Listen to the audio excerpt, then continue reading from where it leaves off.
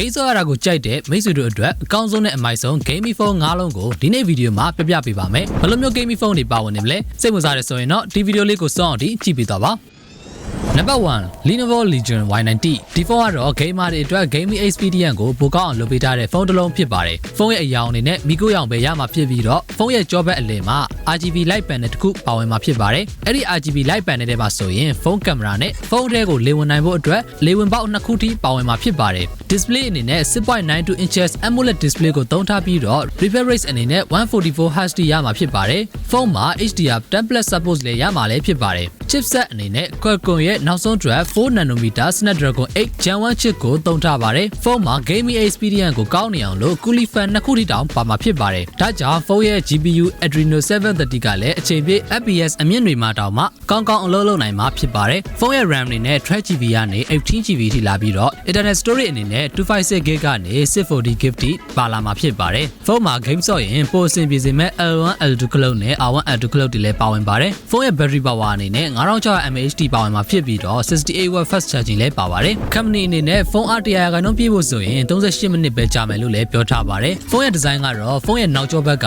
RGB light panel ကြောင့်တော်တော်လေးမိုက်တဲ့ဖုန်းပါပဲ။ဈေးနှုန်းအနေနဲ့ဆိုရင်14သိန်းပတ်လည်မှာရှိပါတယ်။ Number 2 Novia Red Magic 8 Pro Red Magic 8 Pro ကတော့ Novia ရဲ့နောက်ဆုံးထွက်အကောင်းဆုံး gaming phone လုံးတောင်ပြောလို့ရပါတယ်။ဈေးနှုန်းအပြင်ဆိုရင်တော့15သိန်းကျော်ပတ်လည်မှာရှိပါတယ်။ gaming phone တွေကတော့သူတို့ရဲ့ gaming experience နဲ့ battery life ပေါ်မူတည်ပြီးဈေးနှုန်းမြင့်တွေပေးကြရပါတယ်။ display အနေနဲ့ဆိုရင် 6.8 inches AMOLED display ကိုသုံးထားပြီးတော့ refresh rate အနေနဲ့ 122Hz ရမှာဖြစ်ပါတယ်။ chipset အနေနဲ့ Qualcomm Snapdragon 8 Gen 2 chip ကိုသုံးထားပါတယ်။ GPU ကတော့ Adreno 740နဲ့အတူပါဝင်မှာဖြစ်ပြီးတော့ဖုန်း RAM အနေနဲ့ 12GB ပါဝင်မှာဖြစ်ပြီး internal storage ကတော့ 500GB ပါဝင်မှာဖြစ်ပါတယ်။ဖုန်းရဲ့ battery power အနေနဲ့ကတော့ 6000mAh ပါဝင်မှာဖြစ်ပြီး 18W fast charging လည်းပါပါတယ်။ Red Magic 8 Pro ကတော့ gaming experience ကိုကောင်းကောင်းကြီးပေးနိုင်တဲ့အတွက် gamer တွေအကြိုက်တွေ့စေမဲ့ဖုန်းပါပဲ။ Number 3 Black Shark 5 Pro Black Shark 5 Pro ရဲ့ performance ကပေးရတဲ့ဈေးထက်ပိုမိုက်ပါတယ်။အခုချိန်မှာအကောင်းဆုံး gaming phone တွေကတစ်လုံးပါပဲ။ဈေးနှုန်းအနေနဲ့ဆိုရင်14သိန်းဝန်းကျင်မှာရှိပါတယ်။ display အနေနဲ့ 6.67 inches OLED display ကိုသုံးထားပြီးတော့ resolution အနေနဲ့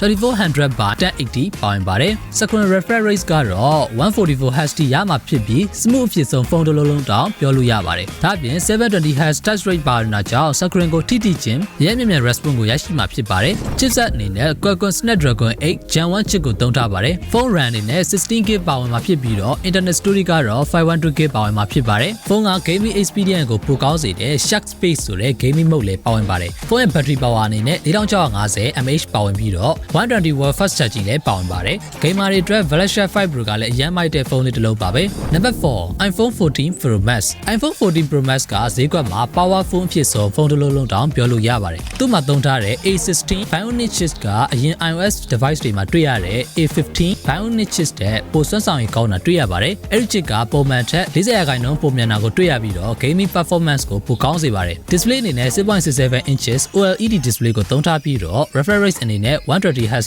ရမှာဖြစ်ပါတယ်။ game ဆော့လို့ကလည်းအကောင်းတဲ့အပြင်ကင်မရာလည်းအတော်ကောင်းတဲ့ဖုန်းတစ်လုံးပါ။ iPhone နဲ့ game ကောင်းဆော့ကျင်နေဆိုရင်တော့ iPhone 14 Pro Max ကလက်ရှိမှာအဆင်ပြေတဲ့ဖုန်းတစ်လုံးပါပဲ။ Number 5 Asus ROG 6 Pro Asus ROG 6 Pro ကတော့ gaming phone လောကမှာဦးဆောင်နေတဲ့ဖုန်းတစ်လုံးပါ။ display အနေနဲ့ 6.78 inches AMOLED display ကိုသုံးထားပြီးတော့ resolution အနေနဲ့ 1080x2448 ရရှိမှာဖြစ်တဲ့အတွက် display တော်တော်လေးကောင်းတဲ့ဖုန်းပါ။ refresh rate အနေနဲ့ 165Hz ထိတောင်ရမှာဖြစ်တဲ့အပြင် 720 touch rate ပါတာဖြစ်တဲ့အတွက် gaming experience မှာတော်တော်လေးကိုစမှုဖြစ်တဲ့ဖုန်းပါ။ chipset အနေနဲ့ Qualcomm Snapdragon 8 Black Gen 1 chip ကိုသုံးထားပါတယ်။ phone RAM အနေနဲ့ 18GB LPDDR5 RAM ပါဝင်မှာဖြစ်ပြီးတော့ internal storage ကတော့ 512GB UFS 3.1 storage ပါဝင်မှာဖြစ်ပါတယ်။ gaming phone ဖြစ်တဲ့အတွက် gaming experience ကိုအကောင်းဆုံးဖြစ်စေမဲ့ feature တွေအများကြီးပါဝင်ပါတယ်။ phone မှာ ultrasonic ultra က shoulder button တွေပါဝင်မှာဖြစ်ပါတယ်။ကိုကြိုက်တဲ့လို button action တွေကိုလည်း customize လုပ်လို့ရပါသေးတယ်။ phone ရဲ့ battery power အနေနဲ့ 6000mAh ပါဝင်မှာဖြစ်ပြီးတော့ 65W USB hyper charging adapter လည်းပါဝင်မှာဖြစ်ပြီး